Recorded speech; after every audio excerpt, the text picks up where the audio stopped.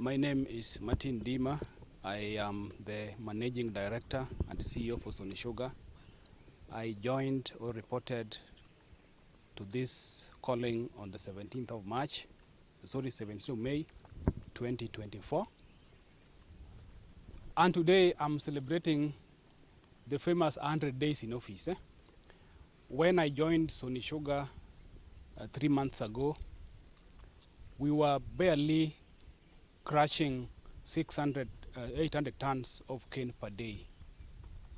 Today, we are crushing between 2,000 to 2,200 tons of cane per day. When I joined Sony 3 months ago, we were producing and bagging 700 tons of bags of sugar in a week. Today, as we are speaking, we have doubled that production, and we are now doing 1,500 tons of bagged sugar per day. We've had our fair share of challenges. One, this is a 1979 installed machine, and with any other machine that you know of, it is prone to tear and wear and fatigue. As a result of financial constraints that we have encountered previously, the machine is fatigued. It is not able to crush the installed capacity of 3,000 tons of canes in a single day.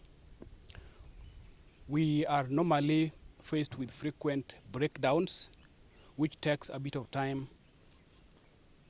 to rectify, and this has impacted negatively on the quantity and the quality of sugar that we finally produce.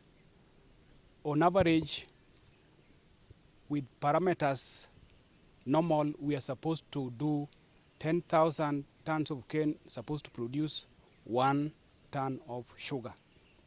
Because of the dilapidated nature of the machine and the inefficiencies that are inherent with that, now we put in slightly more. We put in around 12 tons of cane to produce a corresponding 1 ton of sugar.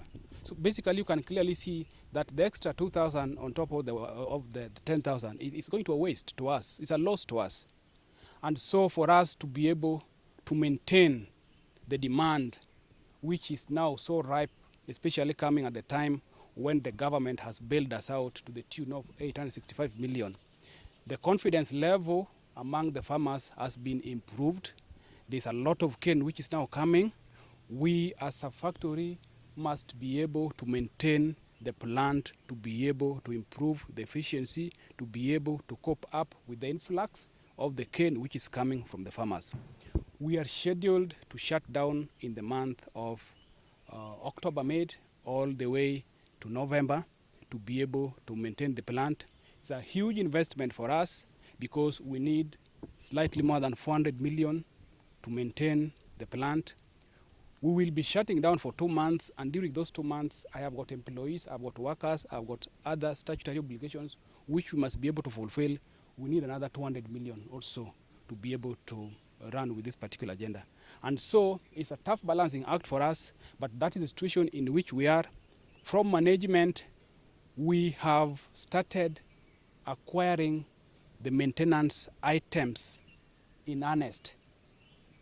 We started a planning program 3-4 months ago because it is difficult to keep money. The money we are supposed to use to maintain the plant should be generated internally. So weekly we acquire these items, and right now I can comfortably say that over half of the items, some we even source as far from overseas India, they are already with us here.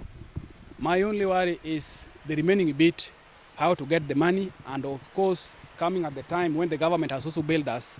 It's a challenge to us, but I hope when we pull together, when we bring in ideas, we should be able to overcome that.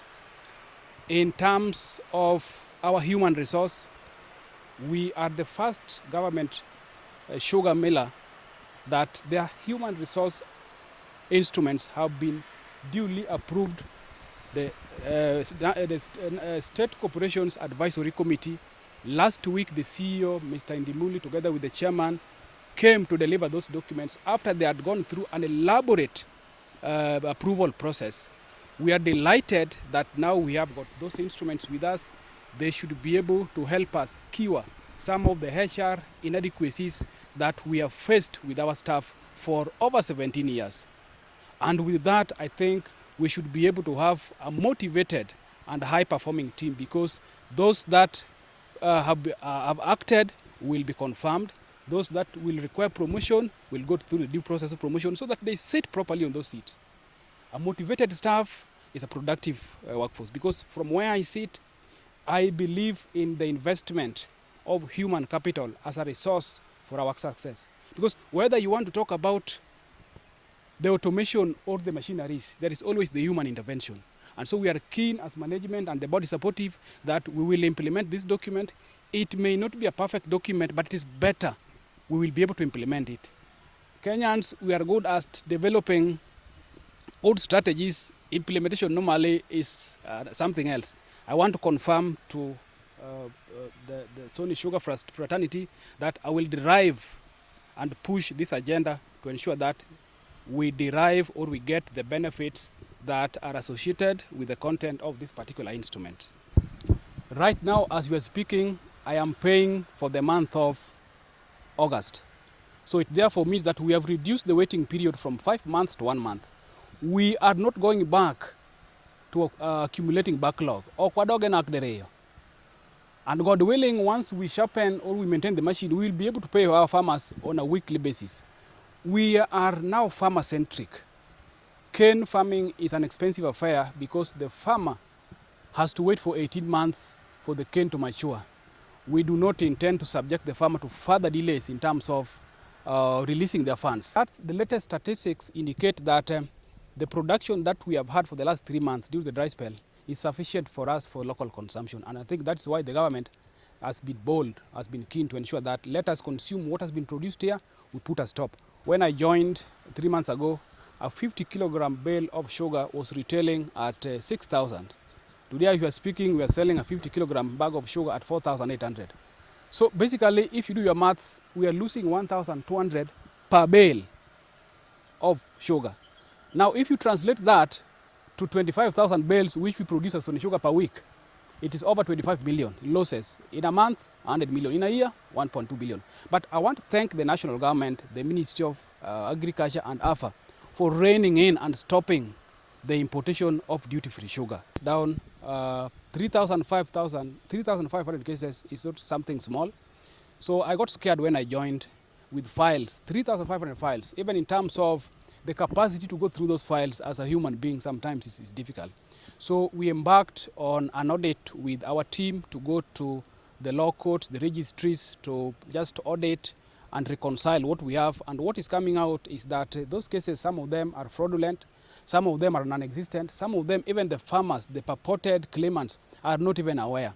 So roughly, we have reduced those cases arising from that exercise to around 1,700, and we still want to subject them to some forensic investigation so that we really pay for those cases that are genuine. Now, arising from those cases, we've had harassment from auctioneers. When those decrees are given and we are not able to settle those claims in time, they go to court, the lawyers go to court, they get proclamations, then they give the auctioneers which now impound our vehicles. When I came, I took a deliberate approach to do ADR, and so far we have been able to talk to some of those lawyers and manage to recover 4 vehicles which have been with auctioneers for over 1 year. This process is still ongoing, but I think it is only fair for us also just to pay what is duly ours. It is improper for us to pay for services that we have not consumed, because this is money that belongs to the public. And those are basically the main reasons why for a long time we have not been able to really pay farmers in time. I am keen to ensuring that this comes to a stop. I know it is a hard task, but I have got a duty to protect the resources of this particular company.